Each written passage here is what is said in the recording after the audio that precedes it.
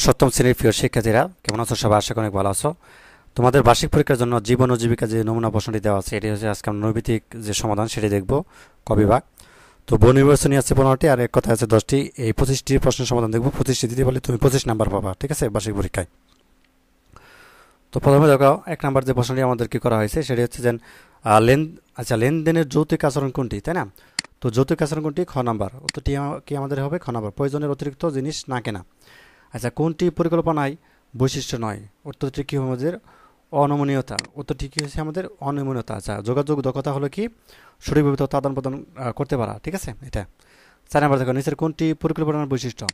4 number আমাদের কি হবে? ক নাম্বার। ক নাম্বার কি দেওয়া আছে? বাস্তবমুখিতা। আচ্ছা, যোগ্যতার উপাদান নয় কোনটি? নমনীয়তা। সলিউশন ফ্লুয়েন্সিস ধাপসমূহ কি নামে পরিচিত? কি নামে পরিচিত? খ নাম্বার উত্তরটি হবে। খ কি দেওয়া আছে? যে 6 DS, ঠিক আছে, এটি। অনলাইন প্ল্যাটফর্ম নিরাপত্তা নিশ্চিত করে কোন প্রযুক্তি? 7 নম্বর উত্তরটি আমাদের কি হবে? ক নম্বর। ক নম্বর দিয়েছে সাইবার সিকিউরিটি। আচ্ছা, জীবনের লক্ষ্য নির্বাচনে কোন ধরনের সহায়তা গুরুত্বপূর্ণ, তাই না? তো 8 নম্বর উত্তরটি হবে আমাদের গ নম্বর। তো গ নম্বর কি দিয়েছে? অর্থনৈতিক।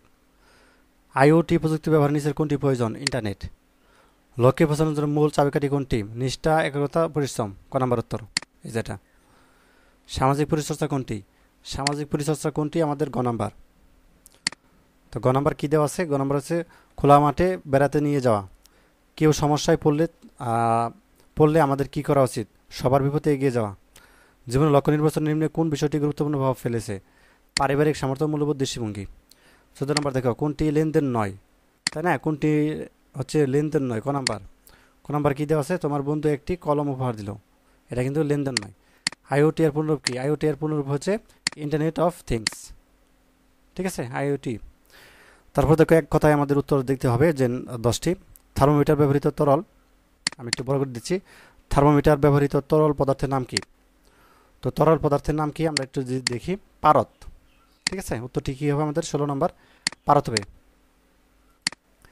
আচ্ছা, 17, পরিষ্কার জন্য কত সময় ধরে হাত ধরে কাজ করতে হয়?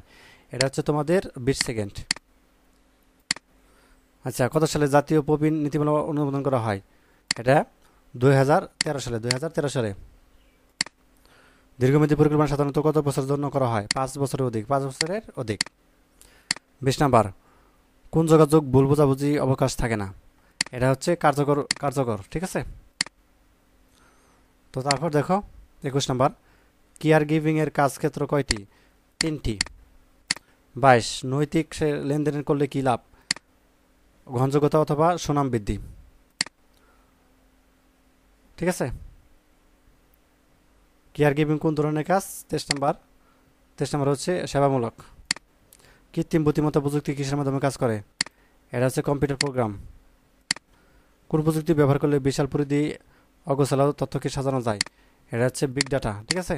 তো এই ছিল তোমাদের জীবন ও জীবিকা বিষয়ের যে সমাধান, অর্থাৎ প্রথম পর্বে আমরা নৈতিক সমাধান দেখলাম। ধন্যবাদ সবাইকে ভিডিওটি দেখার জন্য। আল্লাহ হাফেজ।